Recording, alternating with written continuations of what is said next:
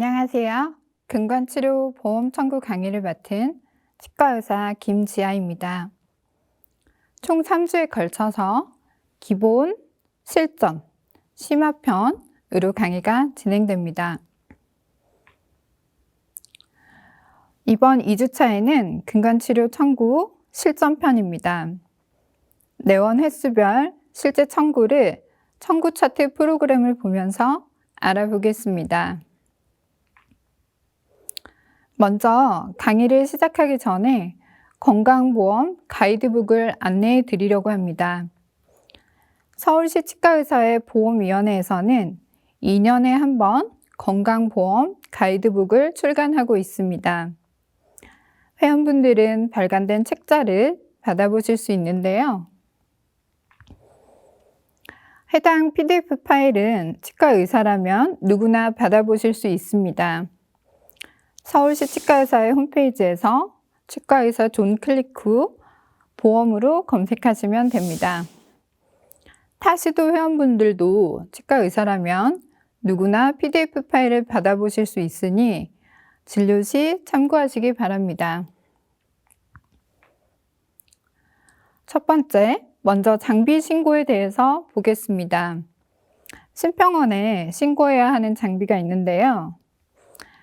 아래 보시면 방사선 촬영 기기로는 치근단 촬영 장치, 파노라마 CT입니다. 또 광중압기, 근관장 측정기, EPT도 장비 신고를 신평원에 해야 합니다.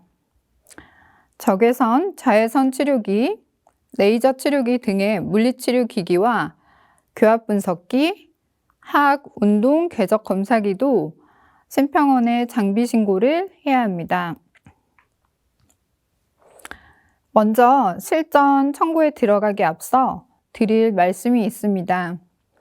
두 가지 정도인데요. 첫 번째는 보험 청구의 주체는 진료를 하는 치과 의사여야 합니다. 어떤 진료를 했는지 진료를 하는 당사자가 알고 있고 어떤 청구를 해야 하는지도 알고 있습니다.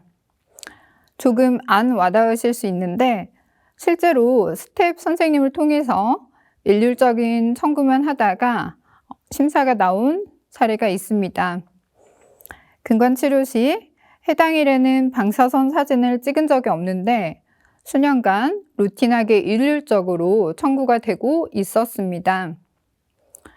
이런 일률적인 청구는 진료를 하는 당사자인 치과의사가 청구를 한 번만 점검을 했다면 절대 일어나지 않았겠죠? 심사 대상이 될 수 있습니다. 바쁜 병원일수록 이 점은 명심해 주셔야 합니다. 두 번째로 당부드릴 말씀은 일률적인 청구는 피하자입니다. 치과 치료는 모든 진료가 거의 대부분의 바운더리 안에서 해결이 됩니다.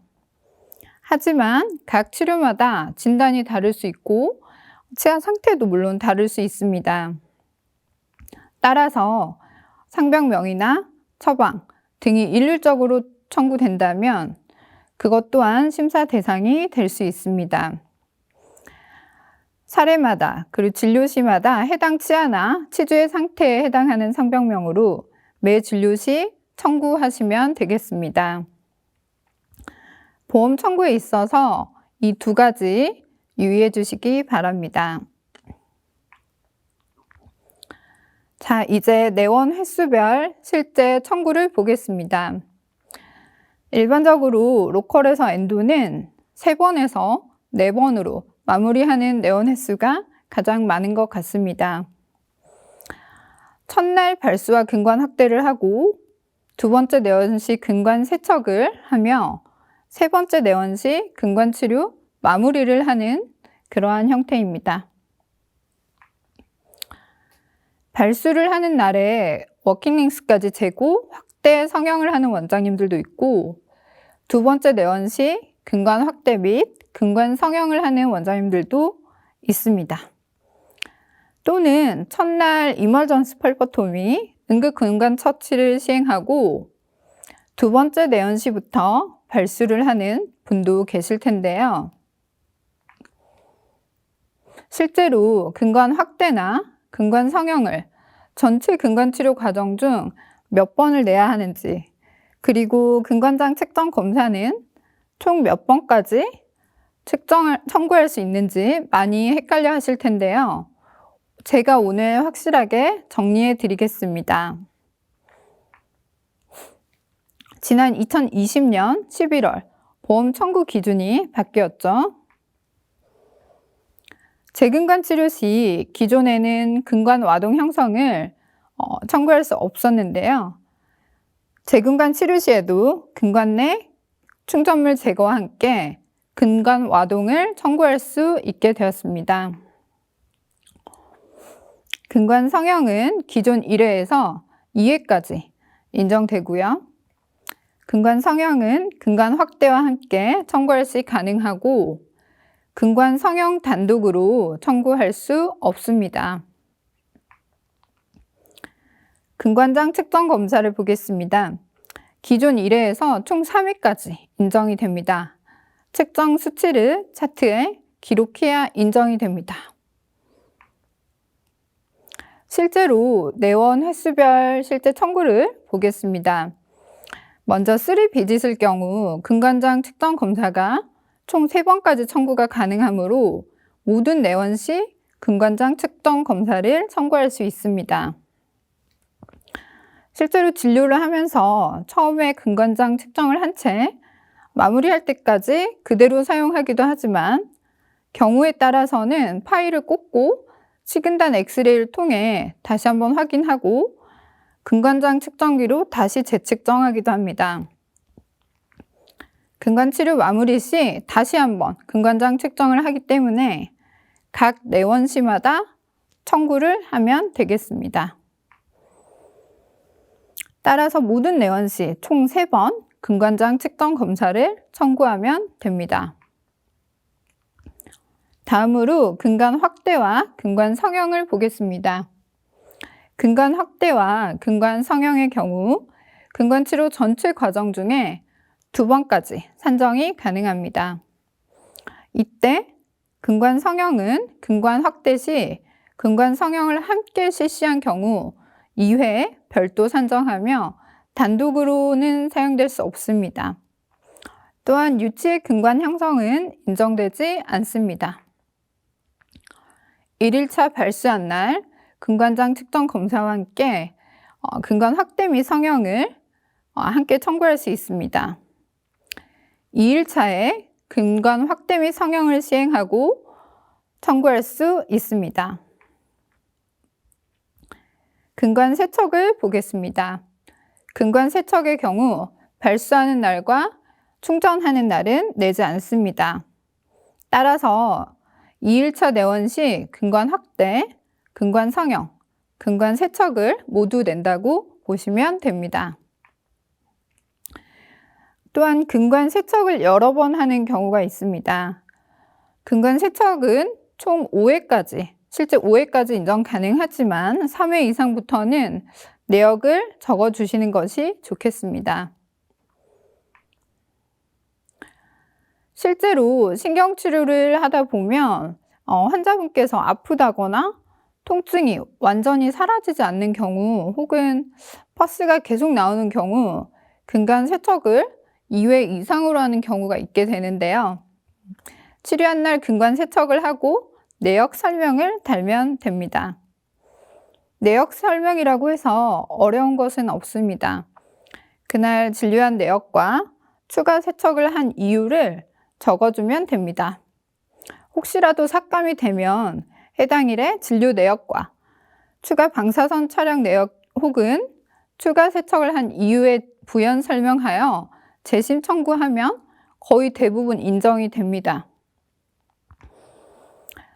실제로 제가 추가 세척을 하여 적은 내역들을 보면 다 인정된 사례들인데 식은단 농양이 심해 해당 일 추가 세척 실시함, 타진의 반응 및 식은단 치주염 증상으로 추가 세척 실시함, 근관 내 퍼스 디스처지 계속되어 추가 세척 실시함, 환자분 지속적인 통증 호소하시어 추가 세척 실시함 등등으로 해당 일에 치료한 내역을 내역 설명칸에 적으시면 됩니다.